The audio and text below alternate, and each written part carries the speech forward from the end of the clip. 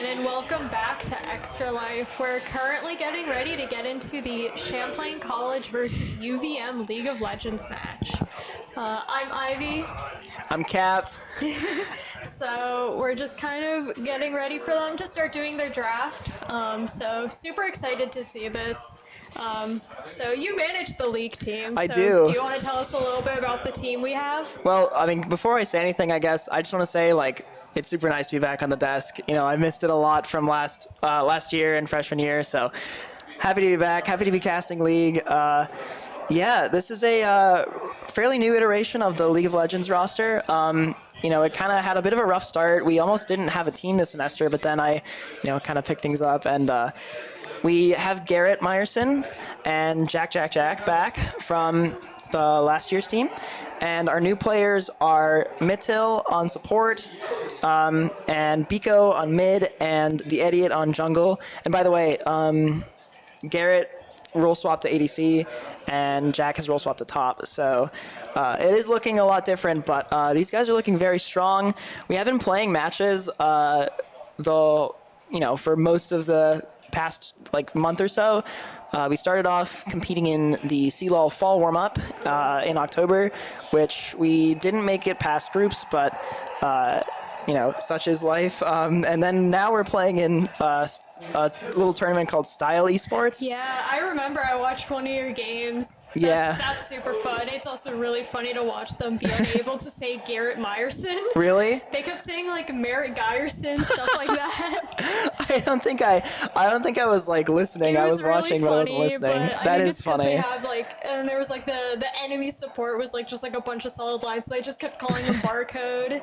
That's funny. But that was really fun to watch. And yeah. It's always really fun to watch high level League of Legends gameplay. That's true. It's so different from low elo where we both sit at the lower ranks to hard stuck support mains in that is so true. the low ranks. So. I haven't played League myself in a little while, actually. I've been playing a lot of Overwatch lately. Yeah, I haven't been playing a lot of Summoner's Rift. I've been doing a lot of ARAMs because that's just more fun to me. So totally fair. I've been not really just one-tricking a single character. It's mostly just been playing a bit of this and that. Finally got to play the new iteration of Syndra. That was fun. Syndra's a great character. So all right. I want to see some Syndra tonight. I didn't know she was remade. That's interesting. She was kind of adjusted, so the way her passive works is a little more straightforward. So. Alrighty. So. Just to wrap up on the style point, though, we are into, I think, winners semis in the playoffs now, which is good. We kind of rolled our opponents last week, which is really fun to see. So I'm looking forward to another roll here. We are into the draft phase right now. We're looking at Xerath banned away by UVM, and it looks like they're going to ban Ezreal next. CCE hitting back with Rakan so far, which is good. It tells me that UVM really did their homework on us, because Xerath is Mithil's strongest pick by far, and also Meyerson is really strong in the Ezreal and the AD carry role. Oh man, Ezreal is also one of those really great champions of low skill floor, high skill ceiling. If you know a good Ezreal, they're really good. But yeah, I guess also just a quick explanation, just for those of you that don't really know League of Legends that well, just to kind of give a little bit of information for what we might be saying. So each league champion has a set of 5 abilities. There's one main passive ability, 3 what we call basic abilities that you can activate, and then the big ability, which is the ultimate. So passive, you'll usually hear called as a passive or even a P ability. Yeah. The other 3 abilities are usually called, QWE, just because that's the default keys they're bind to on a keyboard. So if you hear that, then those are the different basic abilities, and then the ultimate will usually be, we'll call it ult, or even an R ability, because R is the button it's binded to on a keyboard. So. All right. All that fun stuff. Also seeing that camera into the we are camera into the room, and they're watching the stream right now. Which we is are really in nice. draft production. If you could show that, please. Thank you. Yeah, so we're gonna start seeing some picks coming out here. That's Soraka Maokai and pick. Pike and Hecarim rounding out the bands. Again, Maokai, another strong pick from CCE, this time on the Idiot in the jungle. Really loves to play that one. Soraka first pick. Looks like a lot of like support leaned like bands. That's like, in my opinion, that's like a good half of the bands are all support sided, which is definitely really interesting. You have Xerath, who's run support a lot now, probably more than mid at this point. And then you have Rakan and Pike, who are so common in the support lane. Yeah, it'll be interesting to see the support matchup, although we do have the bot lane for CCE almost locked in. It's going to be Caitlyn Lux, which I believe I've seen the team play on before, and it's looked really strong, so very scary if you're UVM, but of Just course a maybe they don't know lot that. That's just a composition of many, many routes. Yeah. Because you have the Caitlyn traps, and then you have the Lux Q as a route as well. So much CC. This bot So lane's much goal is to CC. make sure that the other bot lane just can't play League of Legends. We got Rek'Sai and Misfortune coming out, so UVM. Rek'Sai. Yeah, UVM's bot lane is now rounded out. And the Rek'Sai blind pick. What do you think of the Rek'Sai blind pick, actually? I'm not really well versed in terms of jungle, so Rek'Sai is. I've seen Rek'Sai played a lot in like higher elo, so I'm not too surprised. I mean, these are definitely players that are in like that top half of like the elo of League of Legends, so not too surprised to see a Rek'Sai pulled out, but Oh man, that's a Jace. That's a Jace coming out for Jack for sure.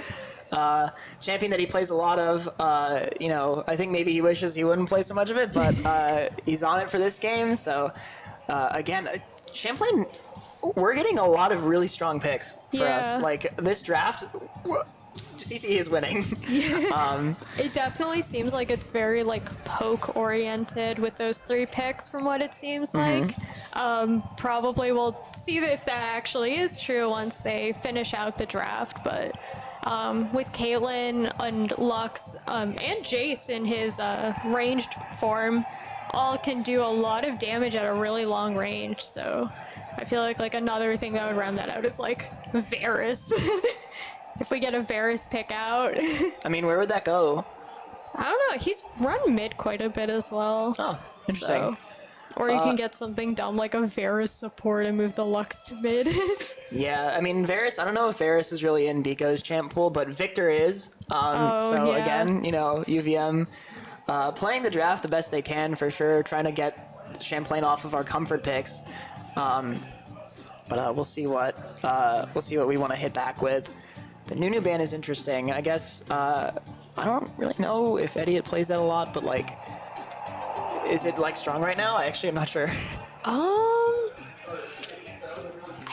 don't think Nunu is like notably strong, but I think Nunu will be strong when preseason hits for next season. With those new item changes is probably going to be a really fun time to see.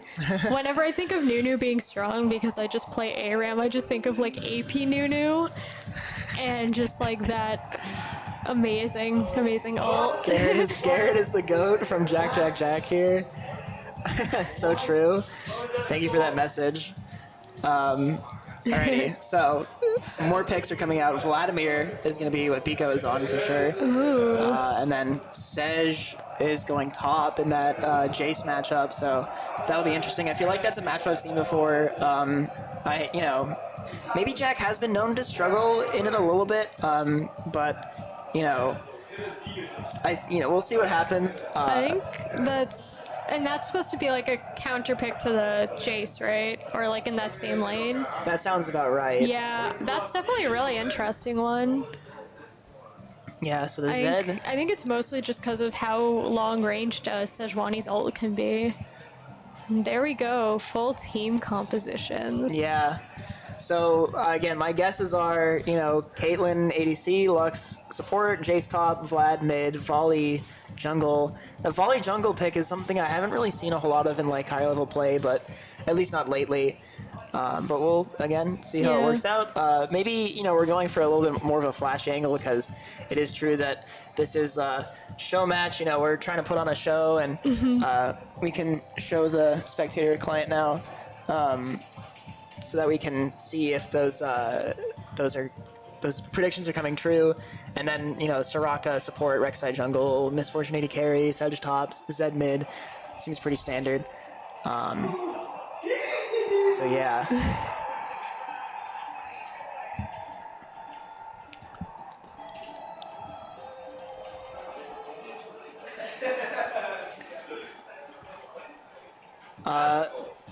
So Nibrios, what are you? I don't know. I guess while we've got some downtime here, I don't know. Is there like a particular matchup that you're like really keying into here, or like? I mean, as someone who plays a lot of bot lane, I do want to see. I think that Soraka Misfortune Caitlyn Lux matchup is going to be really fun to watch, considering that both Soraka and Lux can be pretty strong with the amount of damage they put out. But also just the amount of healing that Soraka can put out against that Lux is going to be really, really cool. I'm really excited to see that Volley jungle as well. He's not really, as you said earlier, he's not really played jungle a lot anymore. He's usually seen top lane. Really? So seeing that is going to be really fun. And also, of course, like high skill Vladimir gameplay is always really cool, especially against what's, for lack of a better term, such a basic mid laner like Zed. That's going to be really fun to watch as well. Right. Yeah, so... And then just, you know, the top lane island. Yeah. We don't need to comment on the top lane island. I mean, I know that, like, in practice, Idiot and Jack have been, like, working on their synergy, so maybe we'll see some interesting topside plays. Yeah. But, you know, who really knows? We're just going to see this draft kind of rounded out. You can't see the spectator client on stream right now, but we are seeing these, you know, picks happening. They're getting into the positions, so we know that pretty much we were right on everything. This was a, you know, not a super off the wall draft. A lot of like another little message on the stream. Middle pentakill. I'm looking for. I believe it. Mittil, you know, he plays these champions that he can put down a lot of damage on. So Yeah. you know, he'll be contributing damage in team fights just as much as any other player on CCE, which is going to be really exciting to see. The Idiot Elder Steel. Oh, that would be so hype. Oh goodness. That Are would we be gonna see so like hype. the opposite of like what Worlds was this year? Oh man. That's like one of my favorite things about like the position of support and like the state of the meta right now, where it's like you could be so many different things. Like you could play an engaged tank whose just whole job is to just start a fight. You can do like just a traditional like healing enchanter, like, you know, Sona or Nami, or you can Sona. Those of you who know me know that I love Sona. We're both Sona mains. Yeah. And then also you have characters like Lux and Xerath, who are a lot more focused. While they do have the crowd control capabilities in their kit, are a lot more damage focused. Yeah, those like very damage heavy mage supports. And then also like the support I play the most in ranked is Senna, who is like in that range, but in her own unique way of doing damage. So yeah, Senna is one of those picks that is very easy to flex to either bot lane position. Which is why like having that early Senna pick is so important, because then you don't know where she's gonna go. You can see her as an ADC or see her as a support, and she can be either, and you just have to wait for the rest to see what happens. It is indeed a very good like blind pick, one or two. Yeah. You know, so we are counting down the spectator delay right now. Before we get into the game, I do want to shout out the donations. We have crossed 2.6K, which is really, really hype. The donation link is in chat somewhere. You can go there, donate to support the UVM Children's Hospital and the Children's super close to our goal for Miracle this year. Network, I think it's called. Yep. And we're really close to our goal this year. We're trying to hit $3,000 in donations, so the fact every little bit counts. The fact that we're almost there with so much to go, we've almost got a whole 24 hours left, and we're almost at that goal is like really exciting. And what else do I want to shout out? I don't know. Maybe I'll think of it. But for now, we're going to throw it into a break. And when we come back, we will be on the Rift for game 1 of this best of 5 series. That's what I want to mention. It's a best of 5 against UVM. So, maybe we'll see the series go the distance, but I wouldn't be too disappointed with a Champlain 3-0 either. So, yeah, we're going to cut to a break, and we'll see you in game 1. All right, welcome back to Extra Life CCE League of Legends versus UVM show match. So we are just about to get into the Rift for game number 1. The client is currently loading in, but we will be ready to see the match start. So before we get going, though, are there any sort of thoughts in your head relating to this matchup, this whole game so far? Oh boy, I'm mostly just as I said earlier, I'm just really excited to see that bot lane duel. I think that's gonna be really fun to watch. Especially as I'm looking through and seeing a bit more about the runes that they're all playing. I think that's gonna be really neat. So Yeah. I'm really excited. This is so small on my monitor, but yeah, these I don't know, what is that? Lethal Tempo on Lethal Caitlyn? Tempo and Caitlyn. That's Yeah. that's the classic rune build on her. Yeah, I actually am not super familiar with a lot of these rune pages, so but yeah, we are gonna be I just on the know Rift here. the very minimum I need to know in order to play the game. Yeah, honestly, a lot of the time I just I use UGG. Yeah. I just look up my build. So yeah, we're gonna see. Why is the directed camera not going?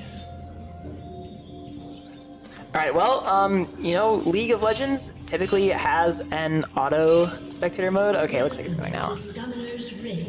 Okay, There we thank go. goodness. All right, it's all good. Production. Sometimes things go crazy, but. Oh, I see what's happening. Yeah, Okay, so our observer is kind of doing two things at once. So just leave the mouse over the somewhere in that box in the bottom left corner where it doesn't show a tooltip, and it should be good. Yeah, that's good. Okay, awesome. All right. We're making it work. So we're just gonna see. Starting at red buff for Okay, it's working. Thank God. Yeah. UVM, Yep. and looks like Champlain is going to be starting at blue. You see Garrett Meyerson just waiting to see if they peek out at all from where they are. Yeah, it's gonna be pretty standard stuff. Neither team is really positioning for, trying to pick an early fight. So it's gonna be fairly quiet for the first, few minutes of the game. You see a ward down for Champlain up in topside river, keeping an eye out, as well as a ward down in looks like bot lane bush somewhere. Huh. But I mean, it's definitely not the worst thing in the world. We do always like some of these flashy fights, but we're gonna see some trades happening here in the top lane between Jack, and C-Meg-Obi. C-Meg-Obi? C-Meg-Obi. Let's go with that. I was yeah. just gonna call him Omega-B. All right. Well, we do see Jack winning those trades up there, which is good to see. But a lot of this is gonna be Garrett very. Meyerson getting a little bit of damage in on that misfortune while farming. Yeah, it's going to be a lot of poke. I'm expecting to see a lot of poke, like you were saying, out of this bot lane. It's a very, very solid, ranged, composition here. Oh, speaking of, Mitchell landing that root. Doing a really good job of also separating the Soraka from the misfortune, so she doesn't have much of that support backup there. You see Champlain playing very, very aggressively. I mean, you see Jack up top getting pretty close to tower, more or less cutting Sejuani off from farming altogether. And then you see Garrett Meyerson in middle, down in bot lane, just really pushing into the tower there. Yeah, it's all about. As well as, oh, another nice root. yeah.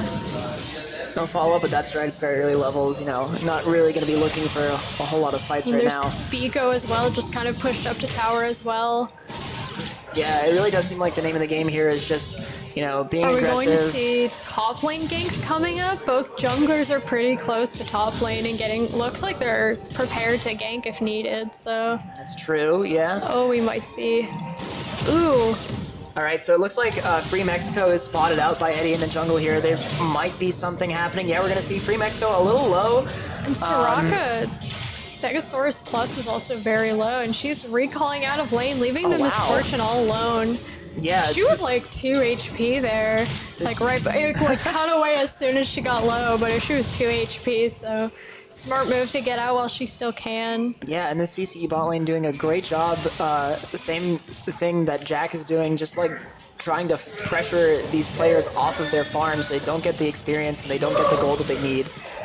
You see Jack. TPing back up top with Idiot still being up there, ready to support in case he needs it. Recall coming nice from root. Free Mexico. The Ignite is there. The damage is good. It's not going to get a kill, but it's definitely going to force Misfortune back again. She's going to reset, leaving Soraka all alone now. So nice trade there by CCE in the bot lane. It wasn't even a trade. I mean, I don't think... It's just a really good duel of like... Yeah, I don't think Misfortune was able to do a whole lot there, so it wasn't even a trade, really. Thank you for the $20 from Soph Kaylee.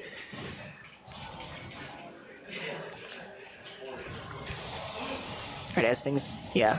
Oh, I was just gonna say things are pretty neutral, but Free Mexico is gonna appear out of nowhere in mid lane.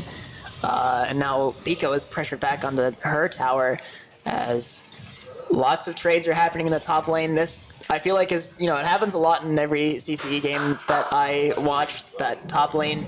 It's very brawly, and I think it's just because that's Jack's playstyle. He loves to go for that kind of thing. So we see that Drake is up right now. Oh man, that's Ocean Drake if I remember correctly. yeah, so Ocean Drake is up. we have Free Mexico kind of hovering around that, getting some vision down just so that if Champlain does try and go take that objective, they're ready to counterattack and try and potentially steal it. Yeah, credit to UVM there for establishing pretty good vision control of the river. You know, vision is such an important part of League of Legends.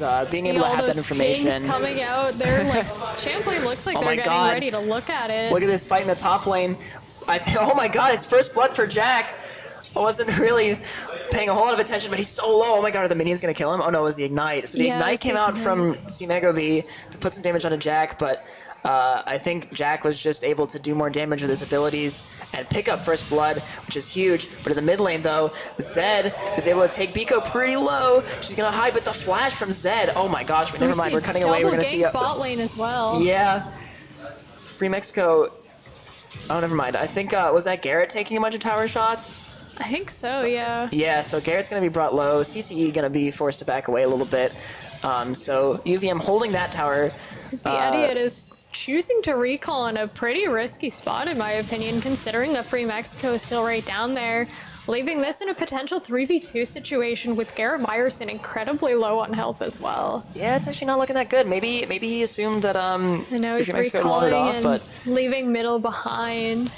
So we'll see if that's going to turn into anything. Well, once again, Jack and C-Megoby are getting into another duel in top lane, which is definitely a lot different than like the top lane stories I hear of just you guys farm until you hit like level 15 and then you start fighting. But yeah, but I do gotta give credit to UVM again for, like, you know, not only getting that vision control earlier, but establishing pressure, you know, in that 3v3 in the bot lane as Jack is just gonna kill C-Megoby again. You know, just shutting him down, making sure that he doesn't get to play League of Legends either. So, you know, very good to see. Oh, middle getting some poke damage in on that Misfortune. Oh, but he's very low. But also getting a ton of health taken off of him in return. Yeah, just, you know, a lot of trades. Of course, on the map on the whole, you know, this is just kind of how things go early in the game. But Jack, you know, with that 2-kill lead and first blood, you know, he's able to get... I don't think he's reset to spend all that money yet, but like...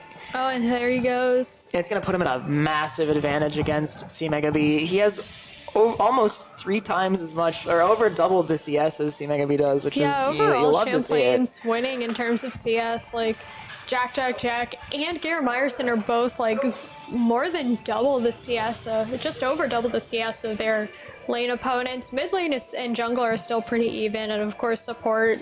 It's just whatever they end up getting in the process of helping their ADCs. But yeah, neither of these supports are gonna be farming, so yeah. But yeah, CS, another very important facet of League of Legends. Oh, and as Biko is just going to run underneath Zed's tower and get the kill. And that Nicely Rek'Sai, done. see Free Mexico jump up to see if they can help out and potentially trade out, but it looks like that they backed off. Yeah. Vladimir's a pretty hard champion to gank because you can go in and ready to do damage and he just sinks into his blood pool and you just can't hurt him. Yeah. Well played by Biko. You know, Free Mexico was going for that, like, supportive, like, gank there to try to stop the damage, but it was too late by the time they got there. I think we saw that. Yeah, oh my god, see Mega V. Did we see the Sejuani ult come out there to try and stop Jack? Maybe. I'm not sure if I actually saw it, but yeah, Jack just getting another kill, you know? Alright, Lux and Caitlyn both have their ults. And Caitlyn ults coming Okay, out, but Free Mexico coming in to forced try to flash and away. Damage, but the root is found onto Free Mexico, and so Mitchell and Garrett just able to put the damage down as Eddie and ults under their tower, getting Garrett the double kill onto the Misfortune, but... So many ults were used down in bot lane. I think on Champlain's side, that was Lux ult, Caitlyn ult, and the Volibear ult. So that was 3 ults used to just get 1 kill, which sometimes that's worth it, sometimes it's not. They did get a lot of damage in, but I think 3 ults for only 1 kill coming out in the end, I don't think it's really worth it in the long run, but still, like, absolutely wonderfully played. Yeah, I mean, it's all in service of CCE building up a really, really commanding lead already in this game. 6 kills up 6k gold. I mean, you know, Champlain putting on a really dominant performance. Eddie is also getting the Ocean Drake right now. Is he going to be able to solo it? Yeah. Yeah, he solos it. Nicely done. Okay, what are we seeing in the... You know, it's just a lot of trades, but Jack is going to be able to maybe get a 4th kill. No. Sejuani's able to find some respite underneath her tower. We're going to see. Jack might get greedy and try and go get that little bit of damage out, but Free Mexico is ready Free Mexico is there, shows himself in lane. The flash forward, the knock-up lands. Jack is in a little bit of trouble here. There's 2 people fighting to get him, and it will be Free Mexico getting that shutdown. So well played there by UVM. The top jungle synergy going pretty well for them, at least in that play. So.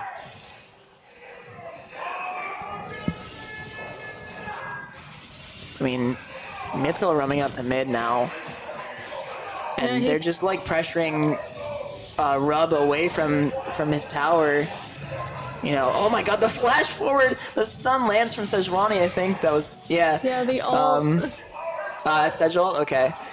Yeah, so Eddie was going for like a very aggressive gank there, but Sejul was able to shut it down, but still forcing her out of her lane, leaving that wide open for Jack to push up. And that tower is on 1 plate left, so we might start, and same for bot tower as well, so we might see first tower pretty soon. Yeah. Looks like Eddie is up at Rift Herald trying to see if he can get that objective done, because that's... Okay, but here comes Free Mexico. The Zettel comes down. Vlad is going to duck into her pool of blood, but... and she will walk away and maybe try to counter-engage. Free Mexico and Rub, both very low. The flash forward is good to find that 1 kill. Yeah. That's, like, insane. Like, not, in my opinion, not that unexpected from Vlad players, but the 2v1 there is always just incredibly impressive, especially when you're, like, so close to tower. Yeah, it's just great to see that, like, flashy, like, you know, aggressive play, as we're going to see something kind of similar. Myerson getting a pick on the enemy Soraka down in bot lane as... We didn't even get to see it, and was that Arcane Comet? No, that wasn't Arcane Comet that got the kill, but yeah, Mitchell picking up 1 kill. Champlain on that one. We got the Soraka down in bot, then the Sejuani and Misfortune both following it around the same time.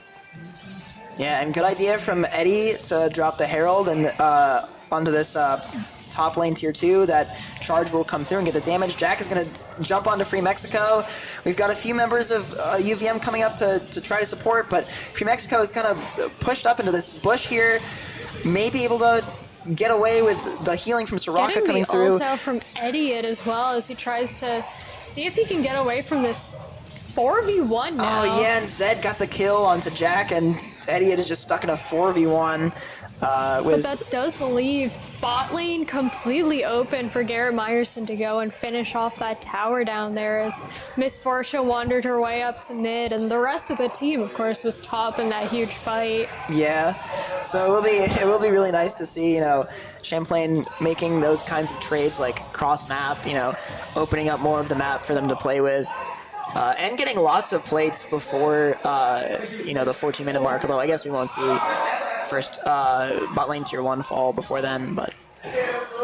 You can see both Biko and Garrett Meyerson both no death so far, and both have hefty bounties right now. Oh my god, the root and the ult combo just slaughters Zowie there.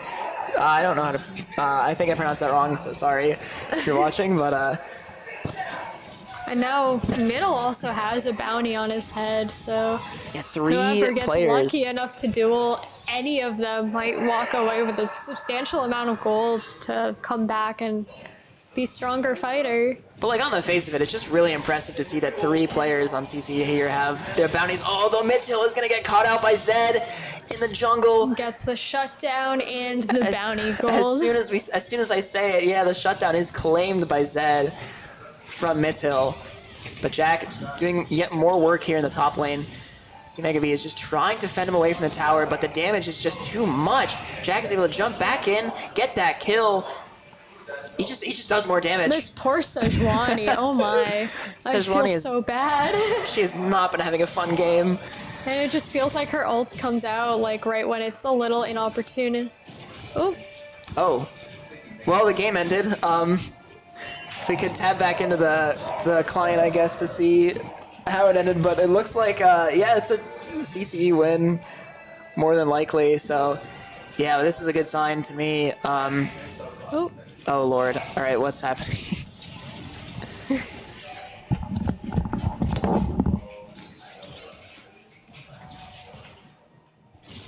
Oh, there we go. Back in.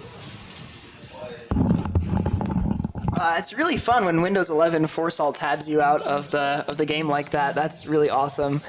But it's okay. Yeah, we're gonna see. You know, that's a good omen though, because Stegosaurus Plus taken very low by Jack. Is Jack gonna be able to live here? The Soraka ult comes out. Maybe not, or at least he's gonna be forced to back away. But he will just try to chip. Yeah, I think he knows he's dead, so he's just trying to do as much damage as he can. And he manages to get that pick on C-Mega B as well. Oh wait, he lived! I thought he died! Oh my god, I thought he died. He lived! Oh my god, he's gonna get another! Wow.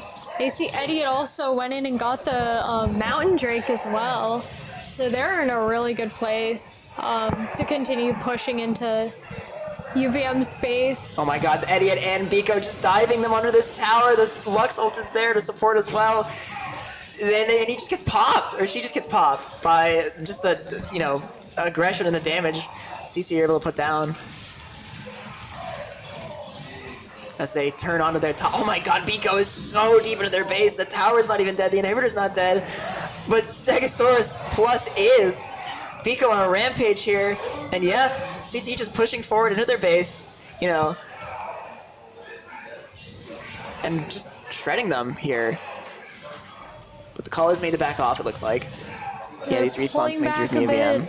Getting a couple of people out to go back to base, buying new items, and seeing if they can come back a bit stronger. As EVM just really has no choice but to try and like push all the minions out of base and try and hopefully get some ground back. Maybe try and do a bit of farming to try and get that extra gold, level up, all that good stuff, just to make sure that they can try and fight back. Yeah, and Jack, you know, still doing work to put pressure on this top side of the map. You know, he is gonna end up in that 4v1 situation, and at that point, there's not really a whole lot he can do. But you know, still doing his job there. You know, making UVM sweat a little, and you know, distracting them from other areas of the map. It's just exactly what he wanted to do there. So, well played by him, I would say. All right, things are pretty quiet now. Looks like they're moving up towards... Looks like Baron is going to be up in a minute and a half, so they're getting ready to start both taking Rift Herald while it's still there and getting ready to take Baron if needed. I mean, I think this might be game, right? I mean, UVM's base is already so exposed, and we still have, you know, we still like have that Rift Herald. You know, now that we picked that up, I think that they're gonna be able to push into their base. Yeah, Jack finds Tub, and Tub can't get away, even though Pretty he does much dash just over the jumps wall. him. Yeah. And now you see the entirety of UVM kind of hovering down towards where they know Jack is. Yeah, and it looks like they're going to try to catch him out again, but so they're going to be forced to sort of turn tail and run. With the amount of damage that Jack is going to be put in, he's scared. Yeah, dash over the wall. I don't think Jack is going to chase that, but, you know. He did a really good job of distracting UVM away from base as they were getting ready to put down Rift Herald. Yeah, again, And it might be too little too late from UVM to get this win here. Exactly. As you just see a lot of just ability and ult spams there just to try and get that Nexus down. Exactly, yeah. Jack is just where he needs to be all the time, and, you know, both of these Nexus turrets are down, and just Champlain is just fighting them in their own fountain. Okay, the shutdown there. It's just a little bit too much BM from CCE, but the Nexus is exposed, and that's game one of the series. As GGs are already being called in all chat. What are they doing? What? Wait, what are they doing? I think they were just getting Eddie at his one kill that he needed for the game. Yeah. Alrighty, Still well, a really enjoyable game to see. UVM did a pretty good job, despite just the insane performance of Champlain's players. So. absolutely, yeah. We did see some pretty promising stuff coming out from UVM. Oh yeah, that game, but I think probably in my opinion, like Tub is definitely can rival Biko in the mid lane a lot. I think Yeah. it's just definitely like a question of champion matchup. So Yeah. maybe we'll see something new this next game. Maybe so, yeah. It'll be interesting to see how UVM decides to adapt their draft going into this. You know, maybe the bans will change. Maybe, you know, we'll just see some new strategies, new ideas coming out from them as they try to find a way into game two. But again, you know, very solid performance by CCE. If there's any final thoughts you'd like to offer, I don't think for this game. I think a lot of it just spoke for itself. So I guess we're going to break while we wait for the next draft. yeah, we'll be back with the draft for game two. So don't go anywhere. We'll see you then.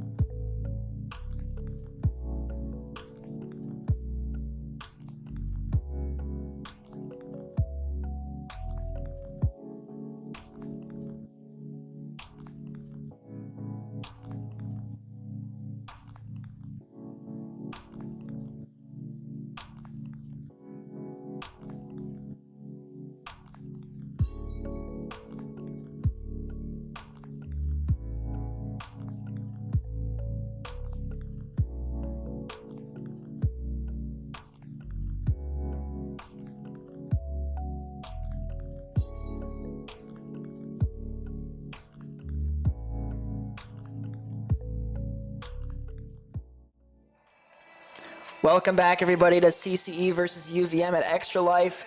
We are already underway with draft for Game 2.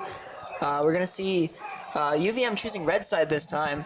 So it looks like they're already thinking of ways to change up their draft here. They immediately banned that Vladimir too. I think they got a little scared of it this past game, and in response, Champlain does ban both Zed and Soraka. So we're definitely going to see a really nice change up of comp here. I think UVM is also going to be banning Ezreal, it looks like, so. Yeah.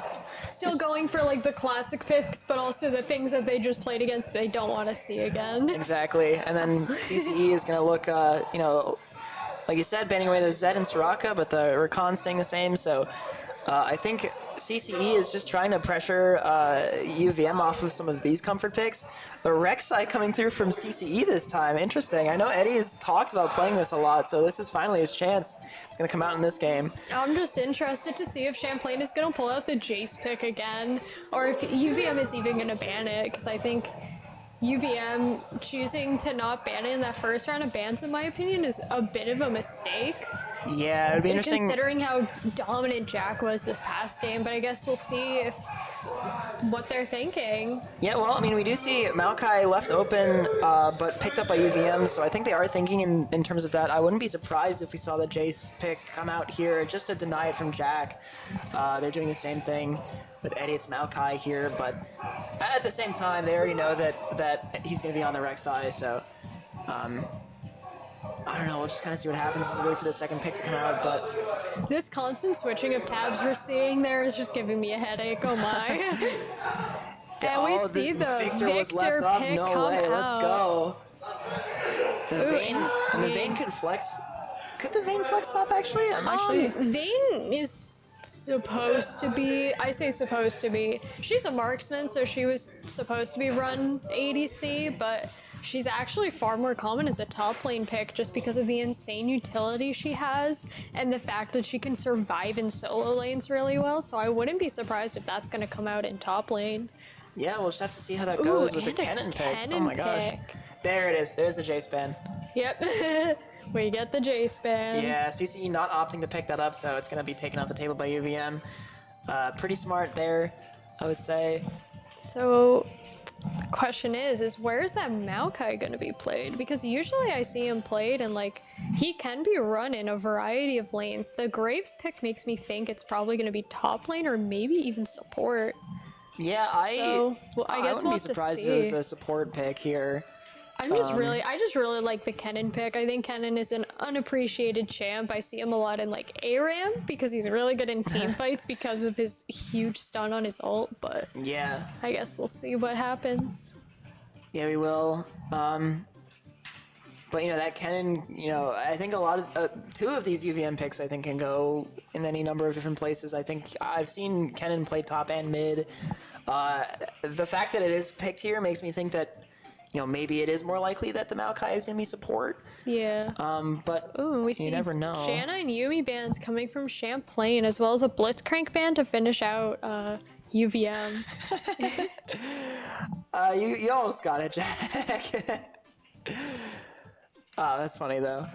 All right. We're just waiting on this fourth UVM pick here.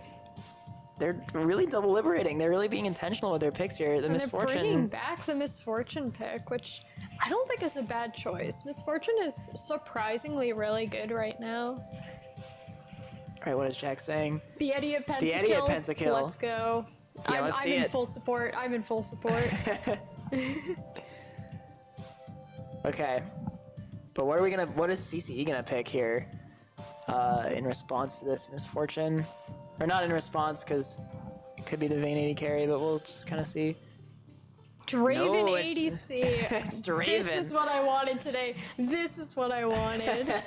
Oh, This boy, is gonna be fun. actually, this is really interesting. Who's the support pick for Champlain then? I know, yeah. Where is this Silas going? Like, I don't know, because I'm like. I think it might be a Silas support, maybe. Middle thank you, Jack. Silas pentakill.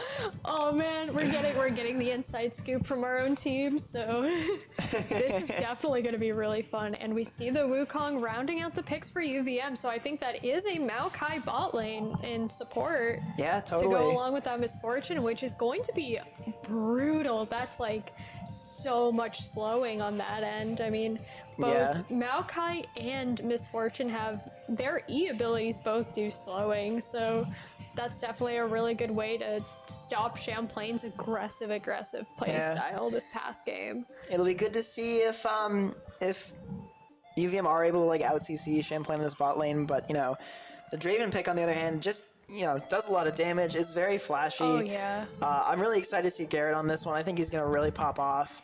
Yeah, Draven's a really good like show for like high mechanic knowledge and just because of the ability of like the whole thing that makes Draven tick is his ability to throw his axes up in the air with his Q and catching them.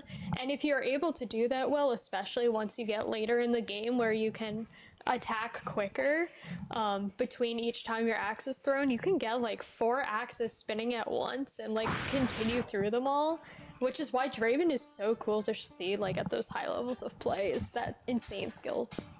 That is kind of insane. Skill Yeah, showcase. we're really hoping for that skill expression to come through here as we are seeing these picks start to go, in their respective places. We are going to see the Vayne come out from Jack, which, makes sense. That's gonna be the more really I consider interesting it. against Wukong. I don't know how that matchup will play out. That would be really interesting because, Vayne's whole thing is like she does a lot of like the reason why she's so good against like tanks in particular is that with her E ability is actually a passive, and it does like you'll see probably during the game each attack she does is like a ring around the enemy champion, and when you get to 3 it kind of does a bunch of true damage, which is not going to be blocked by like shields or anything. Yeah. So that's why she's so good. But also you have the Wukong who can create that clone of himself, and that can really, mess people up, especially. So, Yeah. And especially against a squishy, like low health character like Vayne, that's going to be really interesting to see. The one thing I just want to see, I want to know what Draven skin Garrett is running. That's it. Draven has so many good skins. I need to know what he's choosing. And if it's not Draven, then I think you're going to have a talk with him. Oh, yeah, I see. Yeah, not making a good example of himself as team captain in that case. Nah, all jokes aside, back on that Vayne pick, though, I just wanted to, point out that I think it makes total sense for, Jack as a player who really loves taking those aggressive trades like we saw last game. I think, I think he'll play very well on this. As it is the Maokai support, I was right. Let's go. Yeah, let's go. Maokai is a really, really interesting support. The one thing I do see that I do worry a bit about is that just because of the champions that Champlain is going with, it seems like they're running a lot of really low health characters. So the front line that they have, it doesn't seem like they're gonna, it seems like it's just the Rek'Sai. I don't think Sylas is really tanky enough to really be able to frontline as well. But I think that having the Sylas to use against that team is going to be really, really useful. For those of you that don't know, so Sylas's ultimate is just that he steals the ultimate of other characters. Yeah. So he just says, if he's in lane against Maokai, he says, Maokai, I want your ult, and takes it and is able to use that. And it's really, really funny to use, but also incredibly frustrating for a lot of those really, really good ults. So you're probably gonna see him grab the Misfortune ult and just completely mow down that enemy team. But the thing is, there's plenty of good candidates for Sylas ults here. I think he's gonna have it's a lot of the 2 big ones I see that are probably going to be really good are that Kennen ult and that Maokai ult, because they both do huge, large amounts of crowd control. Maokai does a big because he's a tree, he does a lot of this wide range of roots, and they just move down the lane for a bit. And then Kennen just has an AoE stun. Yeah. That just goes off for a good few seconds. That's very frustrating to deal with. So what did a apply the stacks of the Kennen passive or whatever that is? Ooh. If Silas steals it? I think it's just anything that is encapsulated in the ult is just what Silas can use. Oh, I see. But I think there are probably some specific things about like little things, because I know like for example, I know Draven also has relation to the stacks, but it doesn't really do anything because those stacks have nothing to do with his ult, except for like just like extra damage. So I see. I think it's probably the consideration of like there's probably some things they did have to change just a little bit, but Yeah, but just imagine that Silas playing into like a zillion. That would be Yeah. fun. that would be interesting. Yeah, I'll be interested to see what those interactions are like. Oh, and shout out to the Cuts Up family for donating $50. Thank you so much. Thank you for the $50. Much appreciated. Every amount counts. Absolutely, yeah. Yeah. Can we get that donation link in chat one more time? Yeah, let's get that donation link in. Yeah. Super wonderful. Shout out to my boy on production, Brewery. He's doing a great job.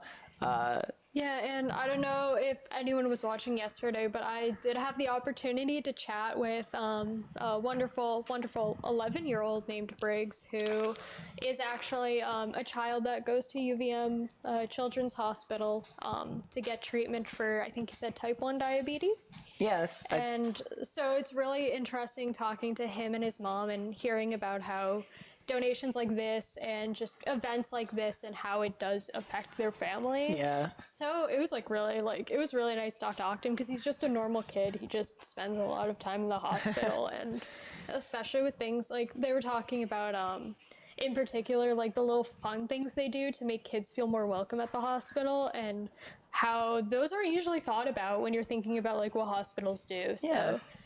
hopefully we can allow those experiences to be brought to more kids with events like this. So. It does feel really good to be able to have that like direct impact on members of our community and to be able to see it and share those stories. We hope it motivates more people to donate. So if you donate, you can help out more kids like Briggs. And he did say he wanted to come here for school because he wants to learn how to do game design. That's super He was really hype. excited to be here. It was super fun. Yeah. I got to play some games with him, so. Yeah. Well, we're just about to load into the... Let's go, the Draven. It is Draven. Oh my goodness. So we're just about to load into Summoner's Rift for Game 2 here, but for production reasons, we do need to take a little break. It won't be as long as it was before, but still, stick around. Game 2 after this.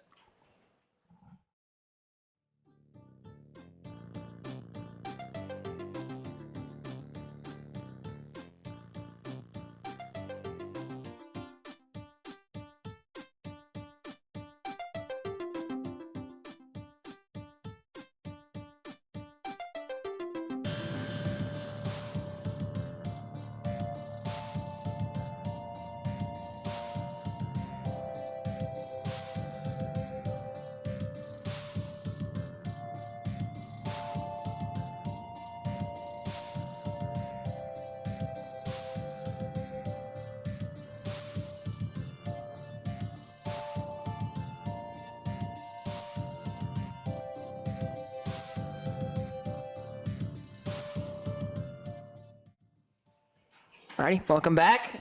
We are just about to hit the Rift for game number 2. I don't really have a whole lot else to say about, I'm just like looking at the runes. The one thing that really is interesting to me is the electrocute we see on Silas. I don't know if that just is like an interesting rune to me. I don't really see it run on too many champs, especially characters that are mages. So yeah, and that procs on the every so often, every X amount of hits on an enemy champion from abilities and basic attacks, or yeah, it's just I think it's like 3 attacks or abilities hit within a short period of time does like a little bit of extra damage. Yeah, so and you'll usually see it as a run literally on, a like, lightning bolt. It'll pop down, so you'll be able to see when that happens. Yeah, and usually you see a run on like I see Kennen's also running it, which I think is probably a bit more of like a traditional like character that would run it. I Definitely fits usually in with see the it a theme. lot on like I see it a lot on like things like Tristana, who like you use the E and then her E to throw a bomb onto someone, Q to like attack faster to build up the stacks on the bomb, and then just the auto attacks you do afterwards, and that can do a lot of damage. But Yeah, that sounds like a really also, devastating combo. it is. We see the lethal tempo on both Vayne and Draven, and we see Vayne being run without Flash. Jack has Ghost and Exhaust, which is definitely a really interesting one, because usually you would see that Flash, but I think the exhaust makes a whole lot of sense to run on yeah. Vayne, though. I think the one thing that definitely has been interesting to me is just the way that different people use like the summoner spells and how it differs from what I usually see. Because usually when I play bot lane, it's like you'll have like the ADC will have the heal, and then the support will have like exhaust if it's a squishier one, or like ignite if it's a tanky one. But you don't see that really on either side. UVM does have that heal and exhaust combo, but Champlain has exhaust and ignite, which I think is really interesting. But it also does make a bit of sense because I know Draven can heal himself a lot late game. Yet more aggressive early plays as Missile just kind of dives in there onto the Misfortune. And we see Vayne applying just as much pressure in this matchup as Jace was last time around. Okay, but here's the real question though when it comes to summoner spells. The most important one, Flash on D or F? Oh no, I'm gonna get canceled for this. I'm a Flash on D person. Ooh. I always run Flash on D. You know, I gotta say, I'm a little disappointed. You know, F literally stands for Flash. I don't know how much. No. D stands for darn. I need to use Flash right now. See, when I run Ignite on support, it's die because you are on fire. Oh, that's you know what, you got a point, but.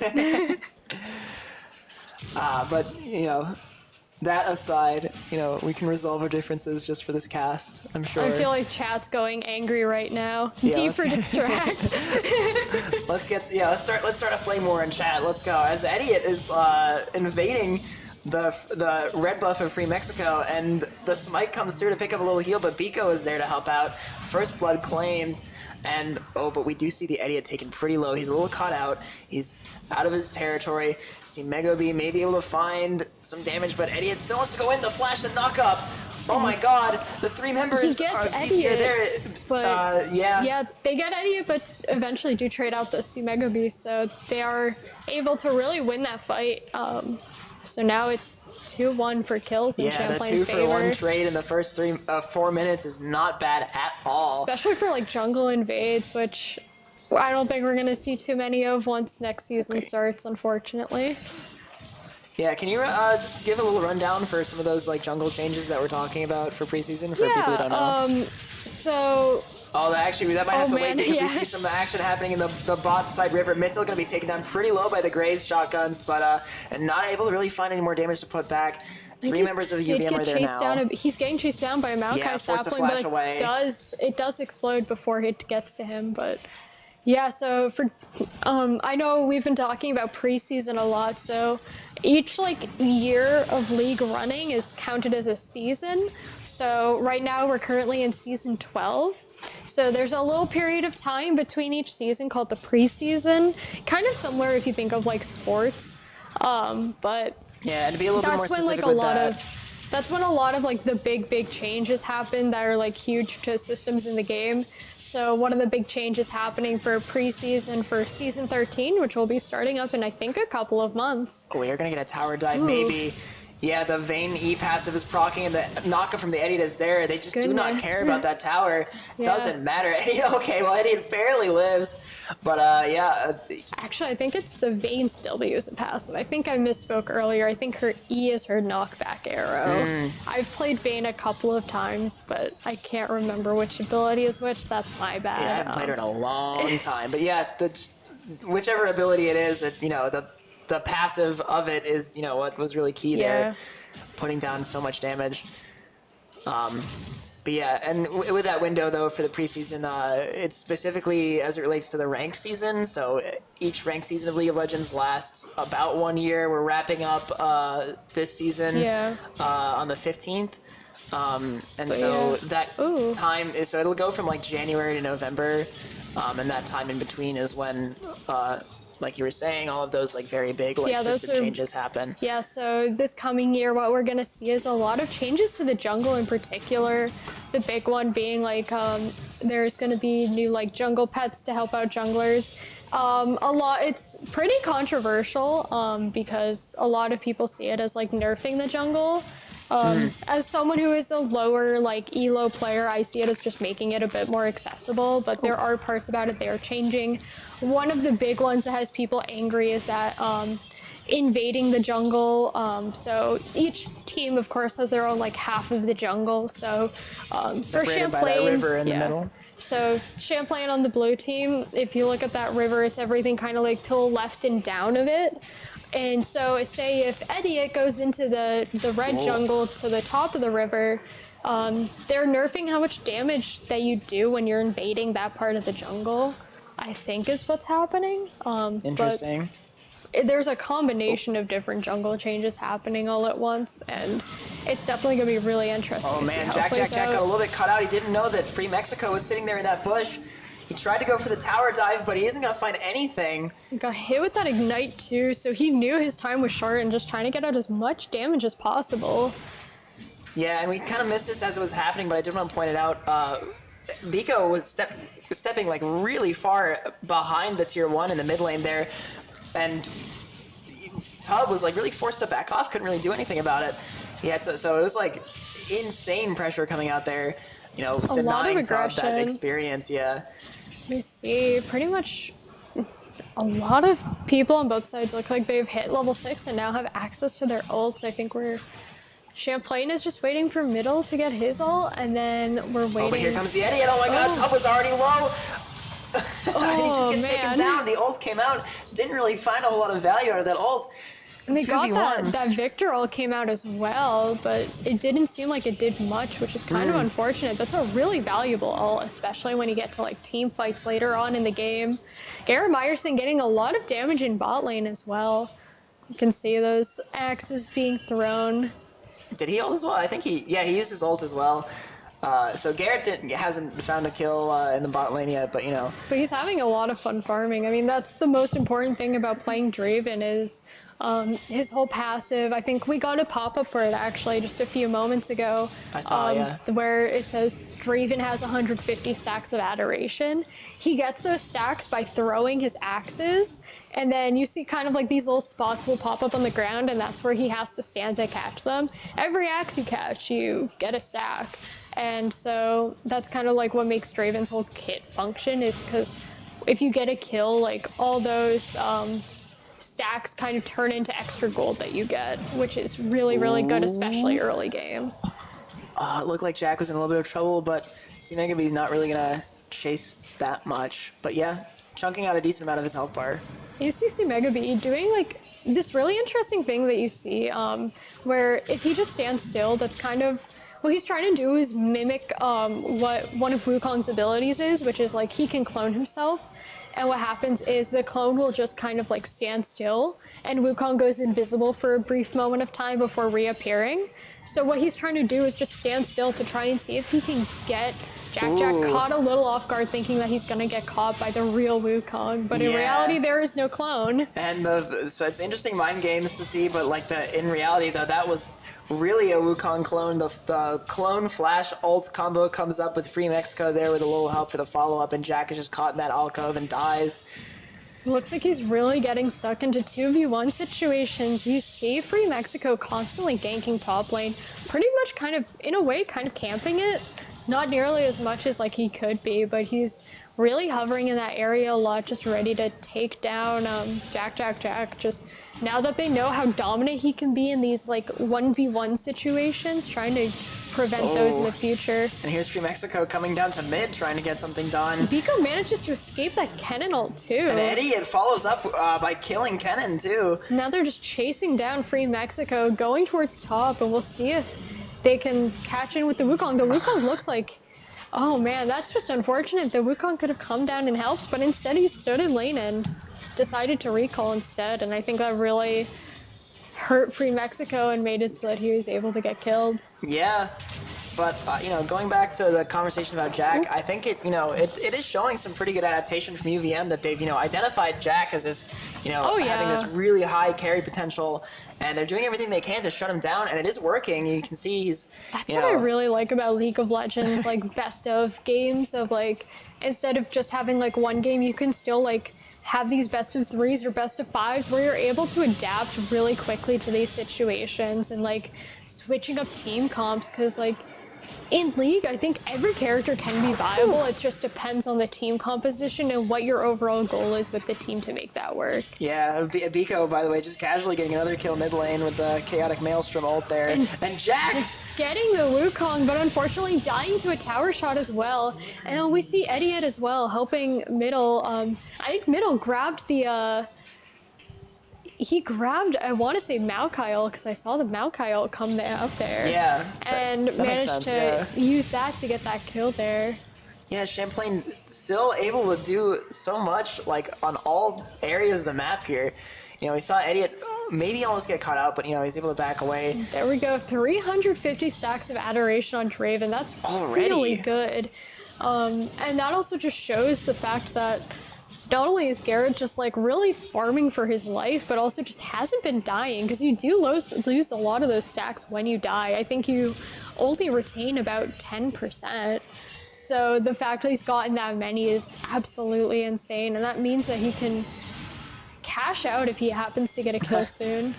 See Biko and Eddie going for Dragon as well, and Free Mexico trying to come in and stop them, but the power of the Ocean Drake is far too strong. The Maokai coming out there ready to...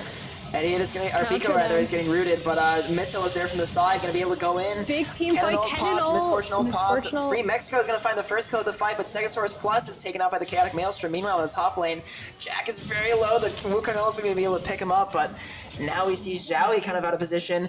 Biko picking up a double kill there. Super low health, and we'll see if they can manage. Garrett Myerson finding him with the Draven ult. My goodness. And cashing out on all those stacks that he's been getting. We're going to see him buying so many items when he happens to go back to base. He has so much gold now. Oh, man. Such an intense team fight, too. So many ults were brought out. We see, like, the top lane duel happening as well. Middle going for the Wukong. Yeah, just able to 3 be so levels aggressive. down and the still stolen Wukong using... ult. Yeah, that was the stolen Wukong Stole ult the being Wukong used. ult and is trying to use it against him. And manages to 1v1 the Wukong while also 3 levels down from him, which is really impressive. Just styled on him. Can we please get that middle pentakill now? Well, we were promised 2 pentakills in this game. Yeah. We see also just once again just speaking to the dominance of Champlain. We have all Idiot, Biko, and Garrett Myerson all have bounties on them of varying sizes. So we might see a shutdown coming in pretty soon, especially now that a bunch of people are sitting top with Free Mexico. Yeah, but it's just a 4v1 rather for that Free Mexico finds themselves caught in, and it looks like the game is over again. So we're gonna see how Champlain closes this one out. They've got the Rift Herald. They took the tower with it. Yeah, and I guess there's really not going to be a whole lot more happening. Just, Shelly getting her charges down. She's not going to be able to pick that one up. But there's 3 members of CCE underneath that tower. And Jack just pushes him against the wall, hits the stun, gets the kill. Really well done. Just Garrett Myerson just chilling in bot lane, just farming nonstop like a true Draven player should. Yeah, not even scared of the 2 people he's staring down here. Like, he's 2 levels up on both of them. in all lanes. He's gonna run forward, hit the exhaust, hit the ult, and yeah, pick up the kill. My goodness. He's gonna get traded up by Maokai though. That Maokai ult coming out as well. But he still gets an insane amount of gold from that kill with the Misfortune. Yeah, from the stats, right? Idiot and Biko, yeah, going for Tub. Oh, Tub super is so low health. But he's not going to be able to get away. Biko lol is legendary now. 8 kills, and nobody's been able to take her down yet. Looks like they're getting ready to go back up and grab Rift Herald. Garrett Myerson really making that, making his intention known to want to go up there and grab it. The little bee emote. Love the bees. We support the bees.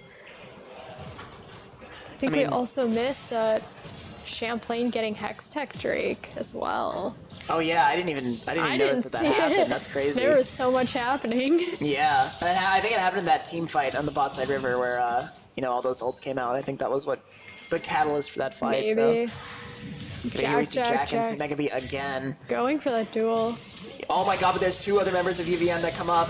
Middle Meanwhile, grabs that. Miss Fortune just gets popped by Biko. Or sorry, Mitto actually. Tub is gonna be able to kill Jack. Just 3 members versus 1. That poor Misfortune is struggling. We see the Definitely stolen Maokai ult over the wall. That Misfortune is also going for a course. really interesting build against Champlain.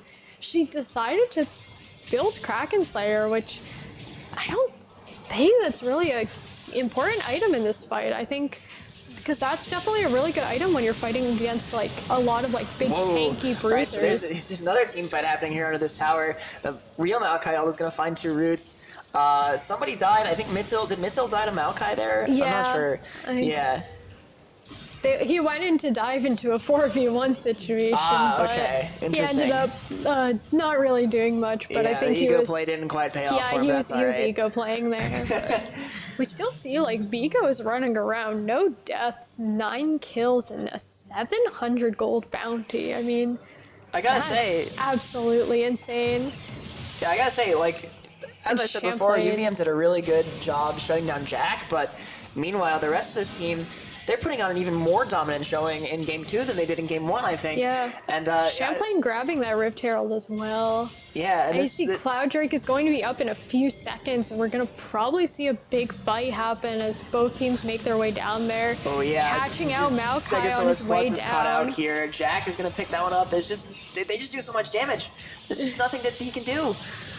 Mittil, with his stolen cannon ult, is able to stun one. Grab stopwatch. Barely walking away with his life. But no, not anymore. Biko still legendary. The flash forward by Idiot, picking up the Misfortune. I think this is where we're going to see them end the game. Yeah, they're going to end here. And as I was saying, it's a pattern that I see with CCE League this iteration, and previous iterations too. They'll play a solid first game in the series, and then the other team will adapt however they adapt. But CC end up being even more dominant as we see Shelly doing the Shelly dance on the Nexus. That was a less than 20-minute game. Yeah, those are pretty short when it comes to competitive League. Like, usually you don't see those games last that little amount of time. Usually it's closer to half an hour. Yeah, I would say half hour is like the rough average game time that we see. Because usually, like, the one thing I've been seeing here is like a lot more of like fighting. And usually when I watch like other games, it's usually just a lot more of like sitting back and farming and maybe a little poking here and there, and then like a few fights, and then that's it. But like watching this, so many fights happening. Yeah, these games have been total bloodbaths, which is not super common in terms of like high level play, like you were saying. It's very, teams tend to be very like calculated and very coordinated and intentional when they start those fights. But not so here. It's just people dying left and right, it feels like. But it's definitely really fun to watch, though. I mean, like, because like especially like being able to see everything at once versus playing is just always super fun. So yeah, whole picture. Well, we have Champlain at match point now, series point. They win 1 game. They come home with something. We were originally playing for something that I guess is being offered as an extra life prize now, but I think Christian is going to just run out and buy like a little plastic trophy from Party City or something. So we're playing for that. We have a life-size Echo Sword we've been raffling off for this weekend. So yeah. I mean, we can probably go and grab it once we go to break so we can show it off to everyone, because I think it looks pretty cool. And I would love to see if Champlain plays Echo now, because Echo is such a cool champion. That's true, yeah. And fans of Arcane know how cool he is. And Mitchell, pull out the Sona, please. You got 1 more game to do it. Or 1 to 3 more games. Can't count UVM out quite yet. True. But we'll see what happens in this game 3 after we come back from break. So once again, I'll shout out the donations. Dono link, I don't know if we'll be able to put in chat. but you know, it's up there somewhere if you scroll up. We're just barely over $300 away from our goal, and it would be really great if we can meet that goal. So if you are able to spare some cash, please donate. It's really great, and it goes to a really great cause, and really does help affect a lot of people. Yeah, and every contribution that we get is greatly appreciated. It matters. Yeah, it has a great impact. So we'll see you after this break for Game 3 draft. Super fun stuff. Yeah, I'm excited to see. Welcome back, everybody. We are into Game 3. Draft is underway, but before we show that, we did want to show you, as promised, The Echo the Sword. big Echo Sword. It's so big. It's hiding I me. think we have to actually like keep it off the table. I wanted to leave it on the table, but we have to move it because it just blocks our faces. Yep, you're not gonna be able to see me with it. So We're going into a really interesting draft. Champlain's bans are all support bans. They banned Yumi, Janna, and Lulu, and then UVM banned Aatrox. And then they responded to banning the Silas and the Maokai. Yeah, I'm not super sure where the Aatrox ban comes from because I think it's just Aatrox is really, really strong in pro play right now. yeah, I mean that's reasonable. It's a decent fallback, but I think there's like a lot of more like I don't know. There's like better champs that I think they could ban against CCE, but I don't know. I'm not gonna like. And then we see the really interesting picks as well. UVM starting off with the Rakan pick. Definitely something I love Rakan. Rakan's so cool. Yeah. I'm really hoping for a Xayah pick as well coming out from them. And then Champlain responded by picking Alistar and Singed, so it looks like they have their support in their top lane cut out. And then UVM responding by picking Ornn and Zed. And we see Champlain coming out with the Xayah pick. Oh no, they switched to Nico. My bad. But Biko Nico? Biko Nico. Hey, I want to shout out the Kachalka family for $25. Let's go. My family. Let's go. Thank you for the donation. Unfortunately, we don't have the camera on the room anymore. The battery, I think, died tragically. But Champlain banning that Xayah, though, to go into that Rakan. There we go. Really unfortunate. Quick thank you from our production staff. We have the draft all around us now. So yeah, you can see the Nico. The Nico pick, again, I think it's Biko Nico. Biko Nico. Singed. Actually, I mean, Alistar's going on Mittel for sure. Yeah. Singed. And that Caitlyn ban from UVM as well. I mean, Garrett Myerson, I think I've seen him play a lot of Caitlyn to know he's super dominant on it. And Champlain responding by banning the Misfortune. It's a respect ban from UVM and a disrespect ban from CCE. Very interesting to see. We're waiting for that last ban from UVM, but this is definitely really interesting. I mean, we're going to probably see that Zed mid again. And Ornn into Singed is going to be a really fun matchup to watch. Yeah. I'm really interested to see how Singed is going to work with this team comp, and they don't really have to worry about having that front line on Champlain's side now that they have that Alistar pick, because he's just a big tanky cow. Yeah, I was also going to like point out that Singed pick. Like I'm just like I don't know. It's definitely interesting. I mean, I feel like anytime I see Singed, it's like a total coin flip that like in my ranked games it's either going to be like really crazy or they're just trolling. Yeah, that's me. I played Singed once in ARAM and I just trolled it. It's awful. And then we see UVM also banned Sejuani as well. Really interesting ban coming from them considering that they have a player that plays Sejuani, but it looks like they're not playing Sejuani. They already picked Ornn. Yeah, and then that's true. Champlain coming out and picking the Aurelia. Definitely really interested on where that's going to be played. Honestly, I think that might be mid instead. Nico has actually been played a lot as a jungler, I've heard as well. So we might see that. And then we see UVM picking Kai'Sa as their AD carry. And the Zac coming out to finish out that roster. So I mean, I would be maybe Jack is going to offer us an insight limit test. Ryan, Alistar. No, that's trolling. Wait, what? That is trolling. We see a Hecarim pick as well. There's no actual AD carries. So probably what we're going to see is either like Garrett singed. Okay, I was gonna say maybe is the it's most- Mitchell singed. This is the most troll team comp I think we'll ever see. Jack Nico, man. Okay. I can't tell. I mean, I would, That's an Aurelia top that I'm guessing. Aurelia Aurelia support. No, And I then bet Jack is. Hecarim top. I bet Jack is just trolling us. That but is some hardcore trolling if that's true. Also, I see the Amogus mouse pad and I love it so much, Oh, yeah? Jack. Shout out to the Amogus mouse pad.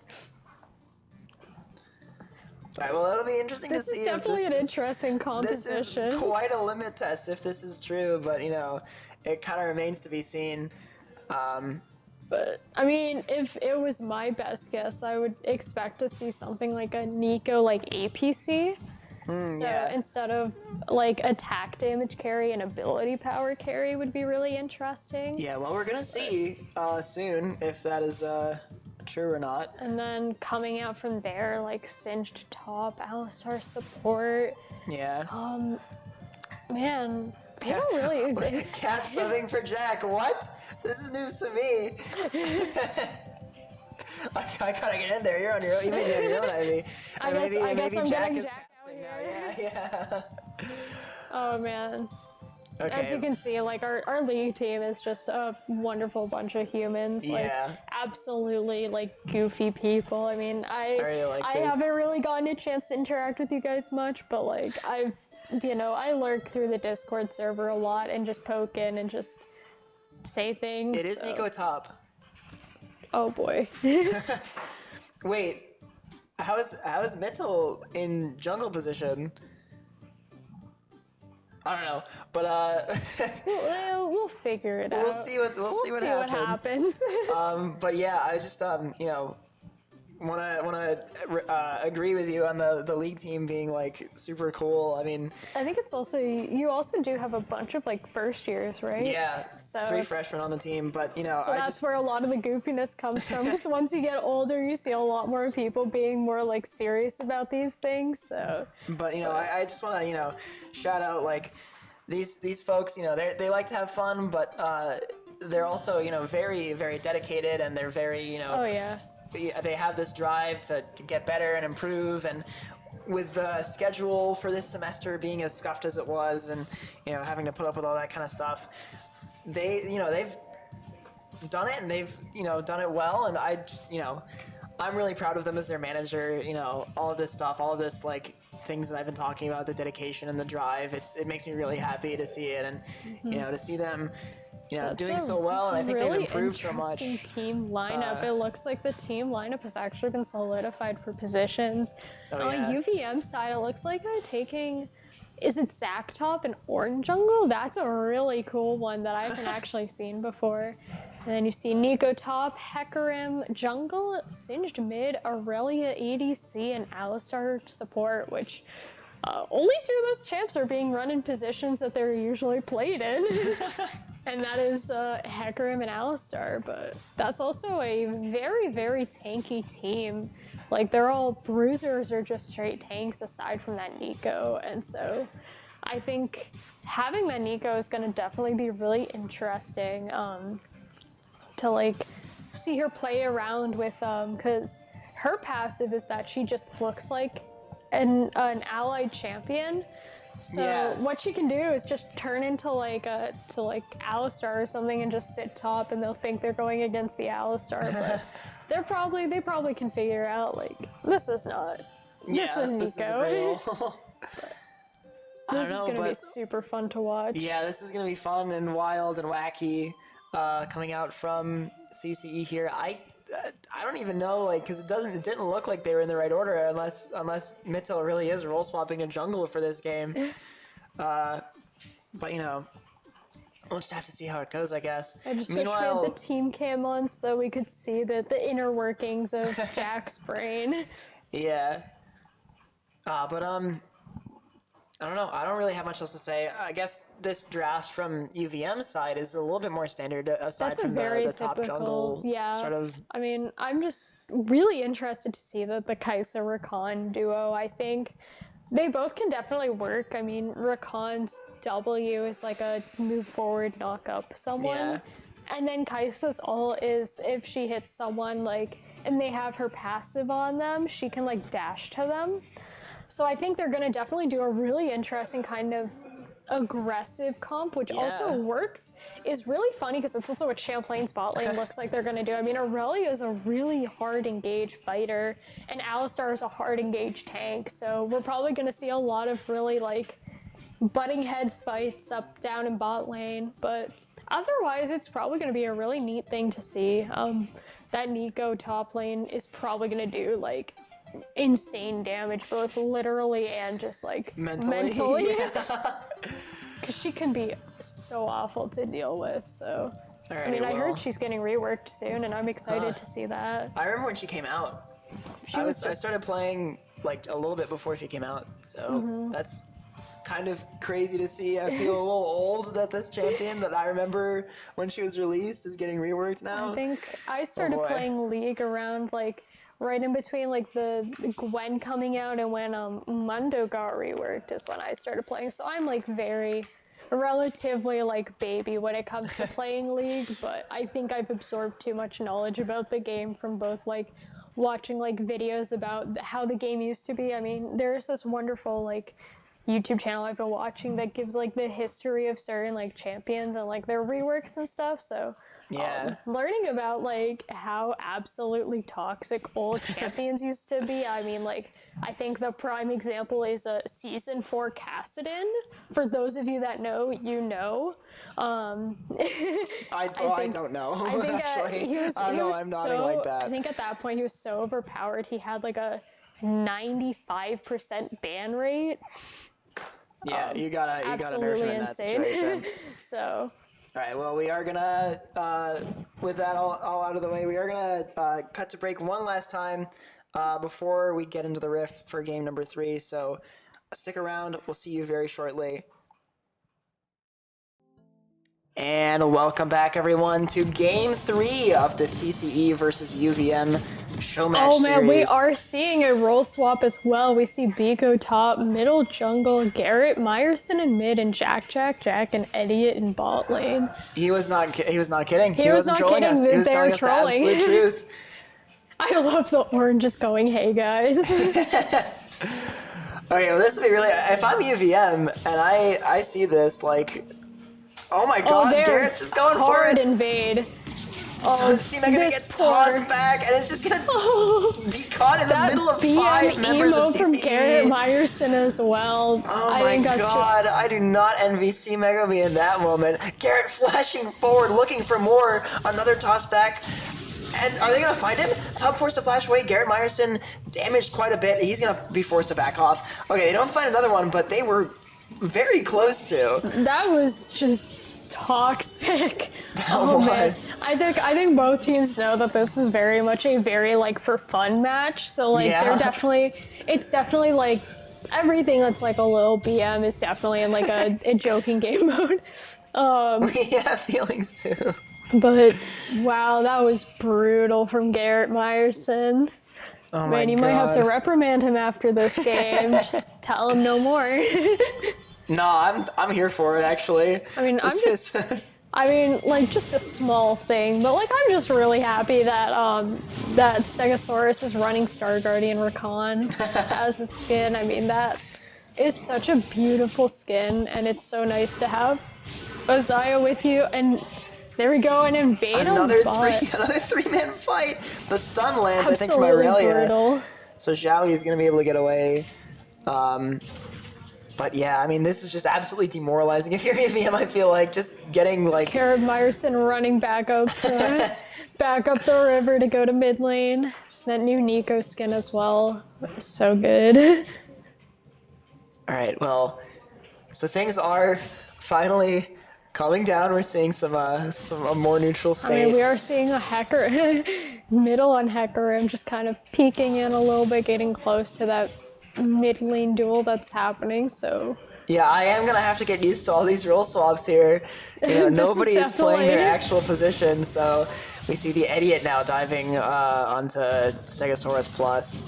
Not really finding anything. And now Biko and C-Meg, no, Free Mexico or, oh yeah, C-Mega and Free Mexico did rule swap. They didn't change their like order, but you know we can see C-Mega running Smite. So Oh yeah, definitely. UVM doing a little bit of limit Maybe testing they as did a well, but little- Free little Mexico trolling. actually able to find some damage onto Biko here. I think that's the real one. Yeah, so Biko is going to Free try to do as much Mexico damage as she getting a can. little The root confused. lands.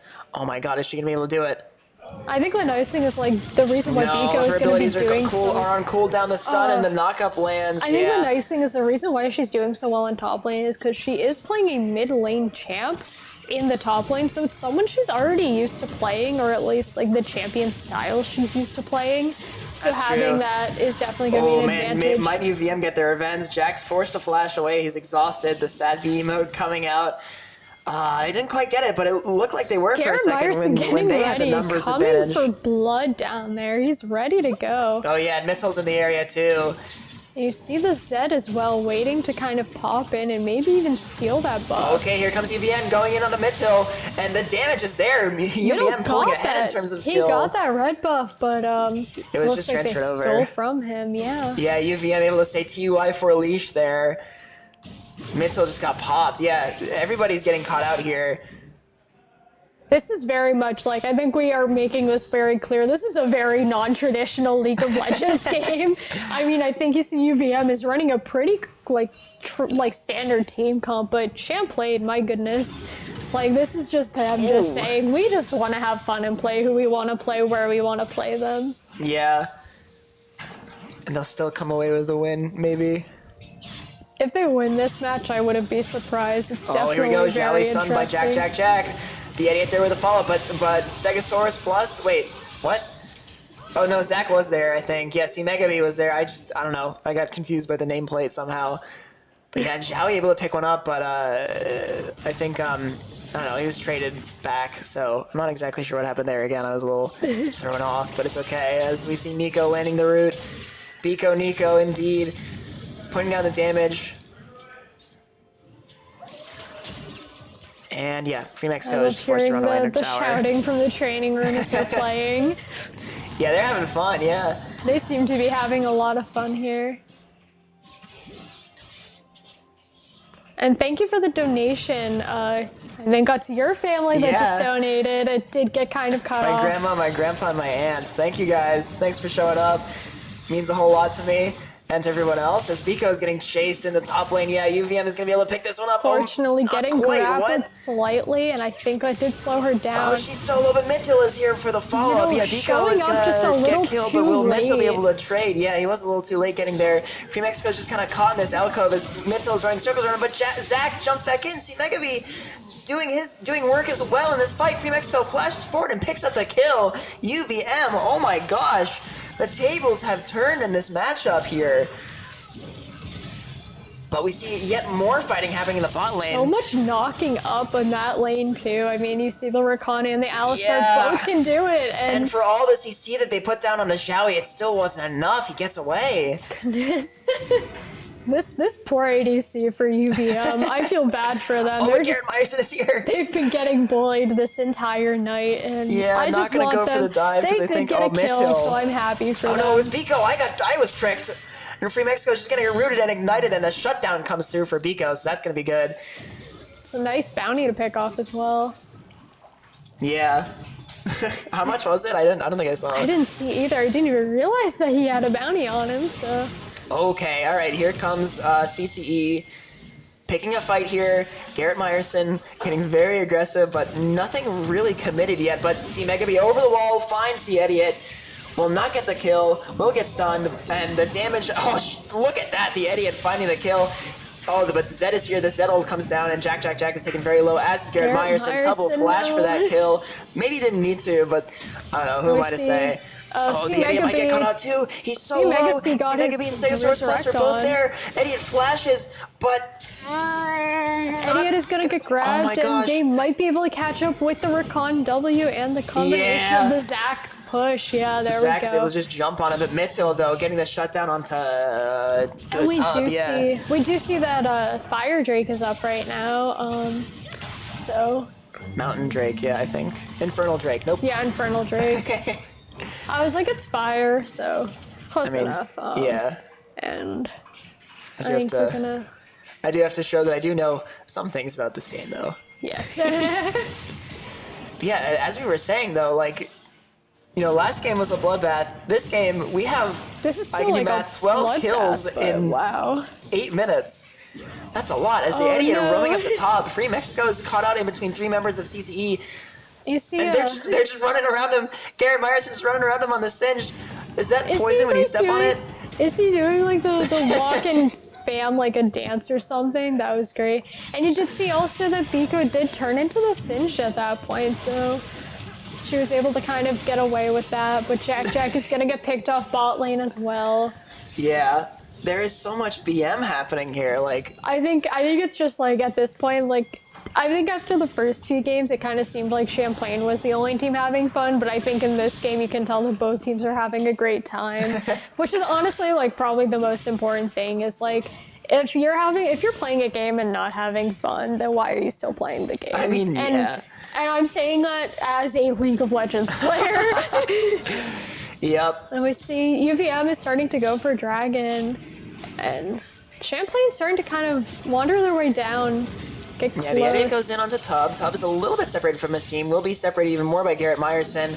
Will there be enough damage between the two of them? The exhaust lands, but here comes Stegosaurus Plus. Oh, but that is Jack diving in here. So it is going to be a 2-for-1 trade so far in Champlain's favor. And Garrett picks up a third. And this top lane is also happening. Biko and Orn are fighting here.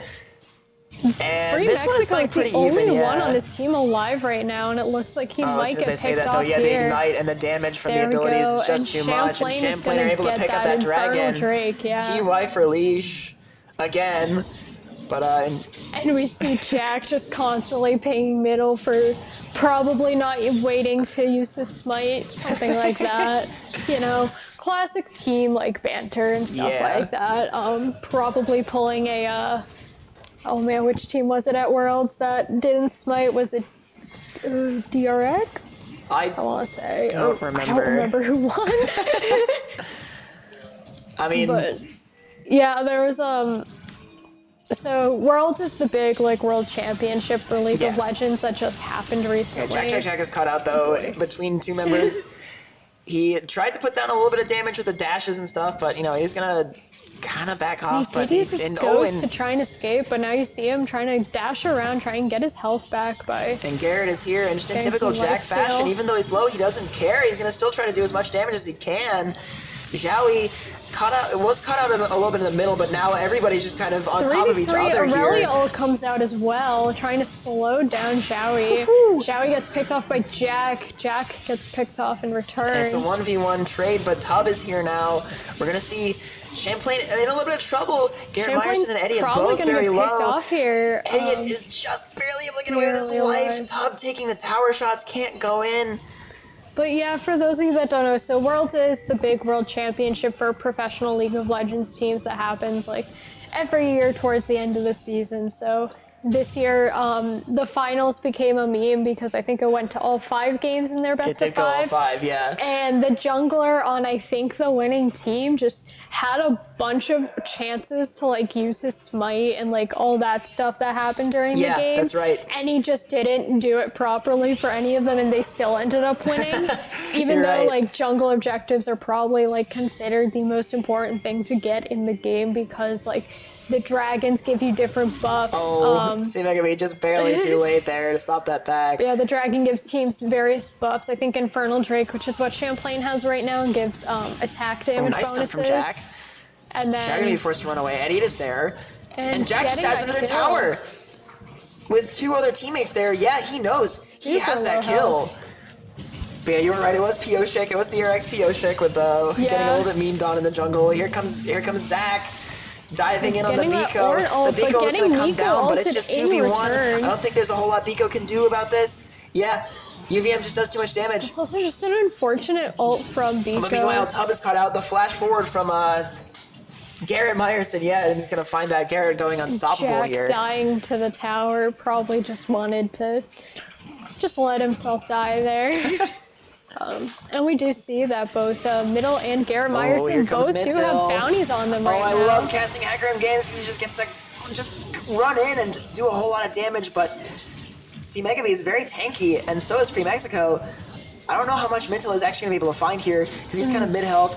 Here comes Garrett. Garrett Myerson coming in and helping to support. clean up these kills. Yeah, no. Middle getting that one. I should have had Garrett faith. Middle Myerson finds just one. kind of Garrett just... spewing his toxins everywhere. And that Zac will not get his resurrect off, and they will get a double kill from Middle. I never and should have doubted him. Rift Herald is up, so Yo, you see, it doesn't look like he's going to go for it immediately. yeah. Yeah, the fun thing about Hecarim is just like he's one of the very few characters in this game that just build on move speed. Yeah. And just want to move fast. I can't really think of many others that really emphasize Oh, here comes that. Jack's The ult. Aurelia ult coming out. He's going to be able to find a lot of damage, but he gets charmed by Rakan. And Eddie and But Garrett Eddie is able Myerson to just both catch coming out down to help Jowie. out. The Exhaust comes down, forces out the flash. Will they be able to tank these tower shots and find yet more kills? I guess they're not going to go for it. Zed is there. I don't know if they know. Free Mexico and Bika are both dueling in top lane again. And you see Free Mexico, he seems like he keeps getting confused by the Nico clones as Oh, well. look at that. The flash is underneath the tower from CC. Zhao is so low. But there's 4 members of UVM here. They have the numbers advantage, and they have the tower. And C-Megavee is going to find Jack. Garrett Myerson getting ulted by the Zed, too. And he said too, and that's a shutdown, I think, yeah. It is. So it's a 500 gold bounty towards their Zed, I think, Tub. Yeah. Which is absolutely insane, and we still see Middle running around with a 700 gold bounty. But yeah, Hecarim is like one of the very few characters in this game that just only builds like move speed. There's first Like, tower for CC, though. The only other character I can think of off the top of my head that just builds for hard move speed can be like Quinn. And I think That makes that's sense. really the only other one I can think of. Maybe there's another, but I can't.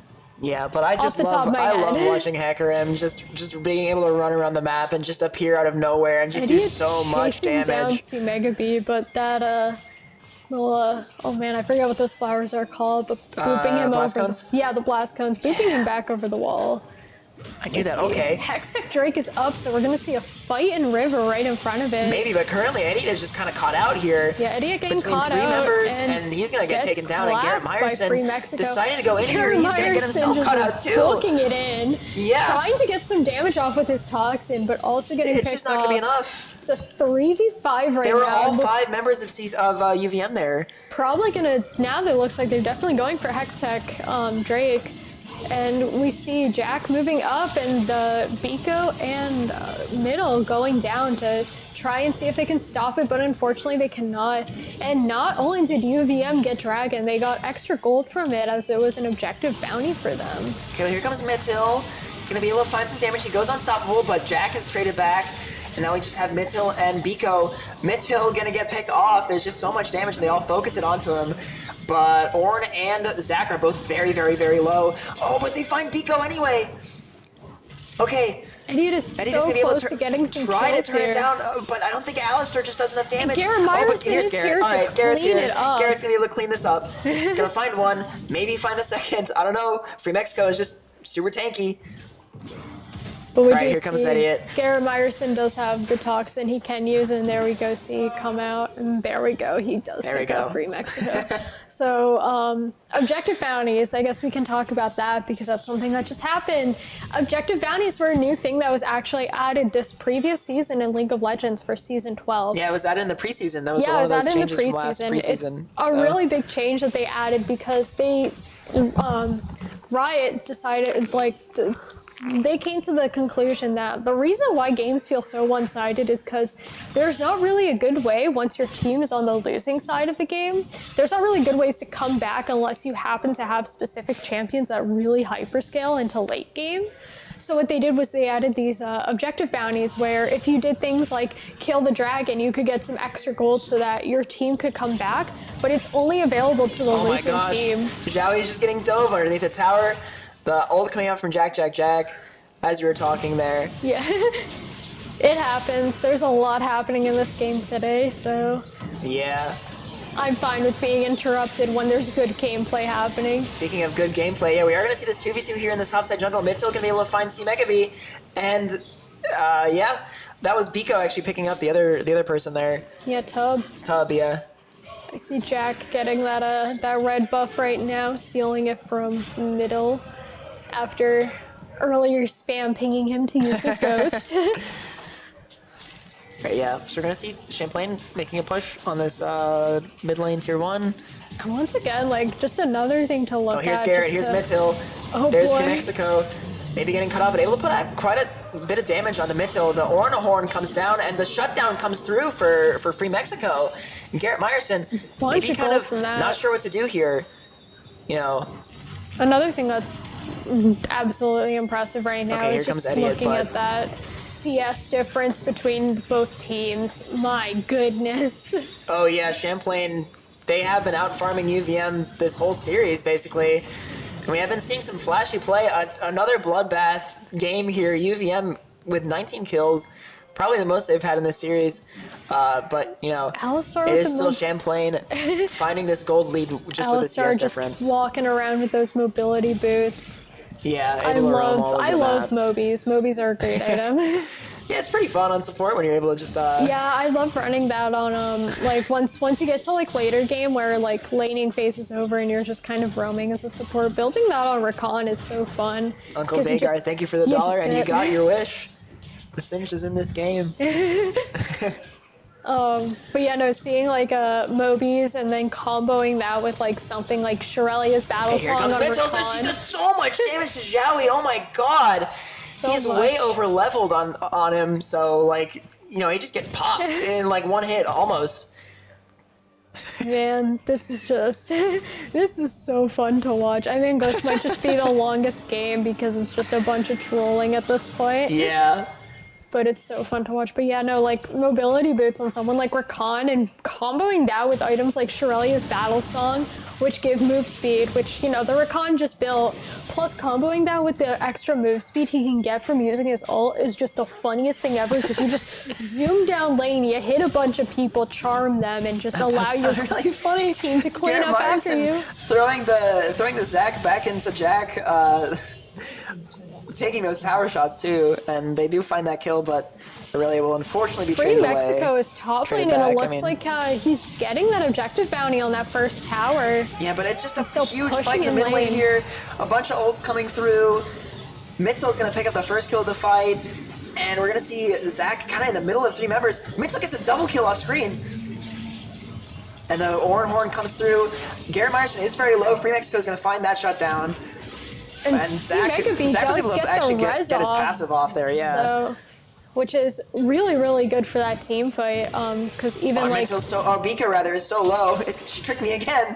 Finds the root onto the Zed, but and we see Oh, Ornn she's gonna is try to starting juke to them. craft some items, I think. the They're flash really comes good. through. Oh, but she will die. Ornn the is Zed. such an interesting character. I'm glad we're seeing him played today. He's quite a staple of the top lane. I feel like he's always somewhat relevant. And he's in any getting a meta. new skin too, finally. Oh, finally. Space Groove One Ornn of is the what we longest needed. standing members of the 1,000 Days Club or whatever. I see, I think it's UVM down getting Dragon real quick, and they get Ocean Drake, yeah. So that's gonna be really nice for them as well, and Indeed. it's nice to see that this game is definitely a lot less like sided in Way terms less of who's one-sided winning. indeed, yeah. It's so fun to watch, just like watching them all have fun watching this. And the Aurelia ult CC does is come going out. You through see this Jack just 4v3. going around, but the Rakan ult Oh in my god, see return. Megabee coming in doing so much damage. UVM is putting down so much. The Eddie is gonna get killed here. Yeah, but So Mitzel many ults too. were just used in Oh my that god, what a fight. clean team I fight think from we UVM, I went feel. from like Aurelia ult into Rakan ult in response, and then getting the Hecarim ult to go into the fight again. Oh man, so fun. See, Biko's getting caught yeah, out Biko's as gonna well. get caught out. Getting a big stun Yeah, off able to and find getting a some pick, damage but on the UVM.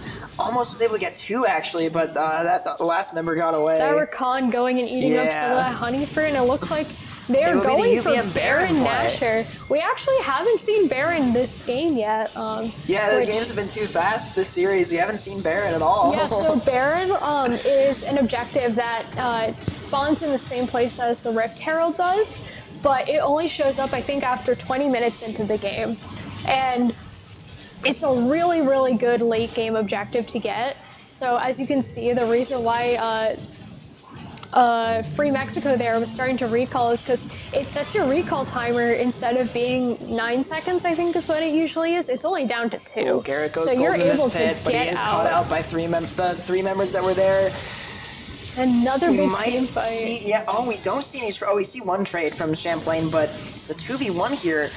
And yeah, Zach is going to get taken out. Okay, A so lot of Champlain that- do end up winning that team fight. And Baron really wasn't worth it for UVM at that point. They do 'cause still the have other, 2 people with it up, but yeah, Champlain able to take the away the other other 3. big thing about Baron is that it's such a really strong buff to get because you recall faster, but also when you're by minions, they actually get stronger when they're pushing down lane. As you can kind of see there, they have like the purple effects around them. Yeah. And that's really, really good and helps to siege. But also, if you do die while Baron buff is on you, it does go away. So that's Yeah, why as we you are want missing the to. game. We can hear it happening, but you know the game is over. So I think that's a CC win, but we're gonna see sort of how it happens going in here. Yeah, no, it's those look like Champlain as opposed to UVM. Usually when you pick up Baron, it's just like a really big like But I siege think opportunity. they But didn't get out in time, so instead of having them all recall, they decided to go in and just start a team fight instead, which I think was the bad choice there. If they had gotten out and kept the Baron buff on most of their tanks, and like I think it was the Zach, the Orin, and the Zed all died in that team fight, and if they all had it, they would have been able to easily start split pushing and getting to Champlain's base. Another 5-person team fight. Nico finding the first kill, Orin trading one back, and UVM actually able to do a lot of damage. Find Getting another a one. bunch of ults out as well. Splitting We off saw one person from the rest of CCE. Aurelia ult, Nico ult, and then we also just saw Hecarim ult. We also did Oh see my god, another Mittil ult. is so huge. He does so much damage and he's so tanky, or he's able to just like stay alive really, really well. Eddie gonna fall, but Mittil able to 1v5 this enemy team here. He Absolutely picked up at insane. least 2. Death Stance is a nutty item, and I think that really helped him there. Okay, and here's Biko. See Omega B just getting clapped by Biko. Yeah, no, truly. Death Stance on Hecarim, my goodness, that's a powerful item, especially in team fights, because it does give you health every time you get a takedown, I think. It's Yeah, a pretty something like that, complicated yeah. item, but I think it's like it like restores damage that you've taken or something like that.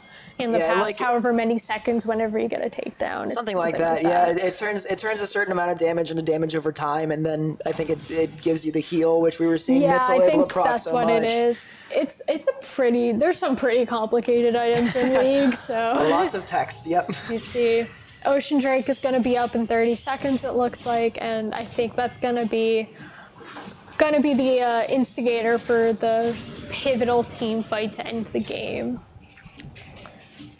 Yeah, so, I mean, See a bunch of people kind of starting to move down there. UVM is mostly down in that area.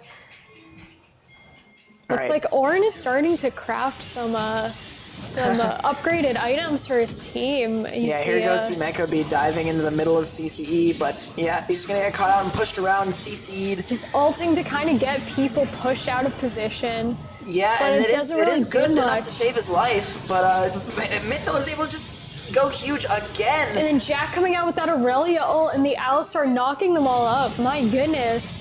The amount of crowd control they there's have. so many things happening in this fight. Mitzel picking up a double kill here. Free Mexico just trying to all escape. Oh my goodness. Oh, he will get one before he's able to die. But it is the ace coming through for CCE. And it looks like they're just looks going like to they will hard end here. push into the base. Indeed.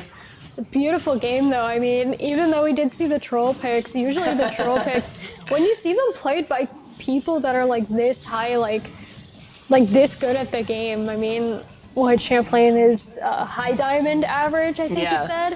said. We were talking about this earlier, and having that played by players this like high level, troll picks usually do end up in wins. So Yeah. now we do see that the game is ending. Yep. So it's a 3-0 in favor of Champlain. Yeah. So, that is the end of our series. Champlain, like you said, winning 3-0. very good for us, you know, but it was a very fun show match. Yeah. Thank you very much to UVM for agreeing to come and play us. Oh yeah, it they was a lot of definitely fun. did not have to, but I think allowing this to happen for Extra Life and to help this be like a really pivotal moment, because of course, like we have this huge event happening, and having something else on top of it is definitely really cool. So Absolutely, yeah. Thanks again, UVM. Although Champlain CCE, we do get to claim now the title of the best collegiate League of Legends team in Burlington, so it's a huge honor for us. But yeah, I don't really have much else to say. yeah. Thank you again to everyone who donated during this segment. I actually didn't talk to my team about interview anything, Oh so man, we should just grab like Garrett and get an interview out of him or something. we'll see if that happens. Or No hear the promises, inner but, workings of Jack's mind as he was sending us the wonderful message we were receiving from Yeah. him throughout the night.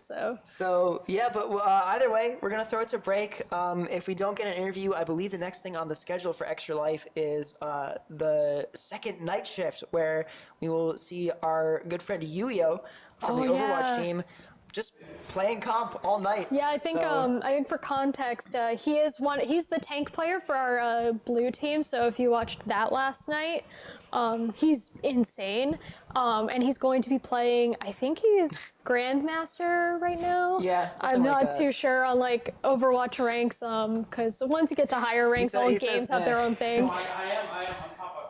He's he's top top 500, 500. even Okay, better. so he's like insanely good at playing, and we're gonna be streaming him, I think, from noon to 7 or Yeah. midnight to 7, He's not also noon. he's also one of our graphic designers. A lot of the stuff that you see on screen, all those effects and things, done by him. He's absolutely goated Yeah, at that he's too. amazing. Great. Yeah. He's great at his job. So, and we love him here. So, Hey, we've kind of gone on long enough, so we'll throw it to a break, and we'll see you with either an interview, or if that doesn't happen, we'll let Mark take over. So, thanks again for watching, everyone. bye.